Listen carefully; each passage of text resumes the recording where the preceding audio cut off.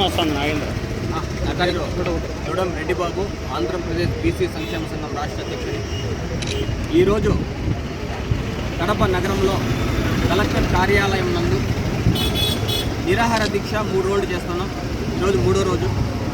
ఈ నిరాహార దీక్షకు ముఖ్య ఉద్దేశం విద్యా హక్కు చట్టాన్ని అమలు చేయాలని, అధిక ఫీజులను నియంత్రించాలని, ఏ స్కూల్లో కూడా విద్యను వ్యాపారంగా చేయకూడదని, ఒకవేళ చేసిన వారు వాళ్ళ గుర్తింపును రద్దు చేయాలని ప్రధాన డిమాండ్లుగా నిరాహార దీక్ష చేస్తున్నాం. ఈ నిరాహార దీక్షకు ప్రభుత్వం స్పందించకుంటే ఆమరణ నిరాహార దీక్ష చేసేందుకు కూడా మేము సిద్ధంగా ఉన్నామని మీకు తెలియజేస్తున్నాం. అంతేకాదు, దాదాపు ఒక సంవత్సరం, ఒక ఏడాదికి 10,000 కోట్లు దందా చేస్తున్నారు ప్రైవేటు కార్పొరేట్ స్కూల్ కాలేజీలు. మరి దీన్ని విద్యాశాఖ అధికారులు చూసి చూడనట్టు ఎందుకు వదిలేస్తున్నారు? దీంట్లో మీ వాటా ఎంత అని కూడా అడుగుతున్నారు. ఒక 5 రోజుల్లో మీరు పని చేస్తే జీవితాంతం పని చెయ్యకుండా మీరు 2-3 తరాలు తినేంత సంపాదిస్తున్నారు.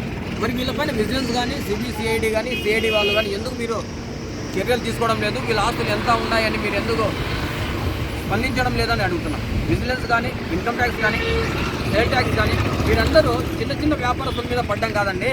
రాజకీయ తొత్తులుగా ఉంటూ ప్రైవేటు కళాశాలను నడుపుతూ విద్యను వ్యాపారంగా చేసి ప్రజలను దోపిడీ చేస్తున్నటువంటి ప్రైవేట్ కార్పొరేట్ స్కూళ్ళు కాలేజీలపైన మీరు దాడులు చేసి అక్కడ పరిస్థితులు పరిశీలించి కనీసం వాళ్ళకు ఆడుకునే స్థలాలైనా ఉన్నాయా లేవా అని వాటిపైన విద్యాశాఖ అధికారులు చర్యలు తీసుకొని వాళ్ళపైన కేసులు పెట్టి వాళ్ళకు గుర్తింపు రద్దు చేయకుండా మీరు వాళ్ళతో చీకటి ఒప్పందాలను ఒప్పించుకొని మీ ఆస్తులు పెంచుకుంటున్నారా?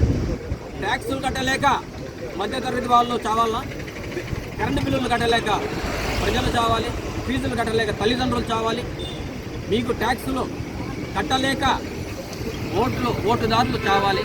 అంతేగాని ఎమ్మెల్యేలు కానీ, ఎంపీలు కానీ, సీఎంలు కానీ మేము అప్పులు అయ్యాయి అని ఏ ఒక్కరు కూడా ఈ చరిత్రలో ఆత్మహత్యలు చేసే చరిత్ర పాపన పోలేదు. ఉద్యోగాలు రాక యువకులు, నిరుద్యోగులు ఆత్మహత్యలు చేసుకుంటున్నారు. ఇంత లక్షలు ఖర్చు పెట్టి మేము చదివి పట్టాలు తీసుకొని దాదాపు 30 లక్షల మంది సంవత్సరానికి బయటకు వస్తున్నారు. మరి ఎవరికే కానీ ఉద్యోగాలు లేవు, ఉపాధి లేదు. మరి ఈ చదువులు దేనికి?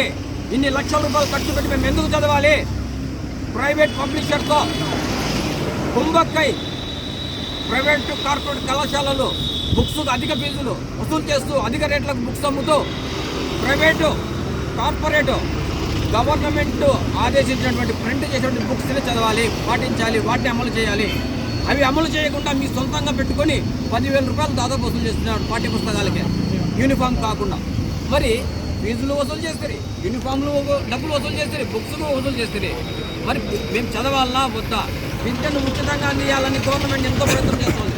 మరి ప్రైవేటు పైన, కళాశాల పైన, కార్పొరేట్ పైన మీరు ఎందుకు చర్యలు తీసుకోవడం లేదని విద్యాశాఖ అధికారులు మేము నిలదీస్తున్నాం.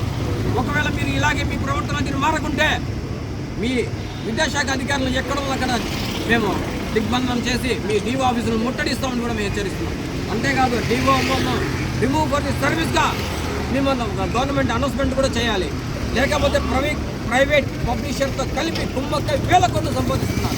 ప్రైవేటుకు లాస్, అట్లా గవర్నమెంట్కు లాస్, ప్లస్ మాకు ఎవరికి విద్యార్థుల తల్లిదండ్రులకు జలగల్లాగా పట్టి పీడిస్తున్న ఈ విద్యా వ్యాపార వ్యవస్థనే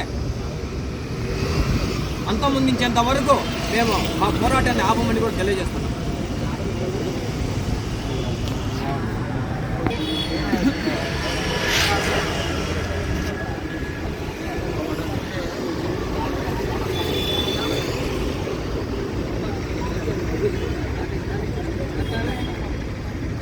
ఈరోజు కడప కలెక్టరేట్ కార్యాలయం ఎదుట బీసీ సంక్షేమ సంఘం ఆధ్వర్యంలో విద్యా హక్కు చట్టాన్ని అమలు